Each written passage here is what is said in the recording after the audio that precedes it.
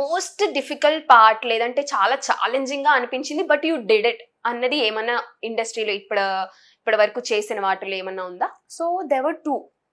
First మనం mercy killing గురించి మాట్లాడదాం. దెర్ ఇస్ అ సీన్ మీద ధర్నా అనమాట. ధర్నా చేస్తా రోడ్ మధ్యలో కూర్చొని.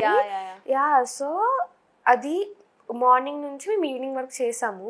నాకు చెప్పులు లేవు, ఆ కింద మార్బుల్స్ అనమాట, అంతా కాలిపోతుండేది. నేను ఇంటికి వచ్చి చూసుకున్నప్పుడు అదంతా బ్లాక్ అయిపోయింది అనమాట, కాలిపోయి. సో వాజ్ లైక్ ఎప్పుడు అయిపోతుంది, ఎప్పుడు వెళ్ళొచ్చు అది.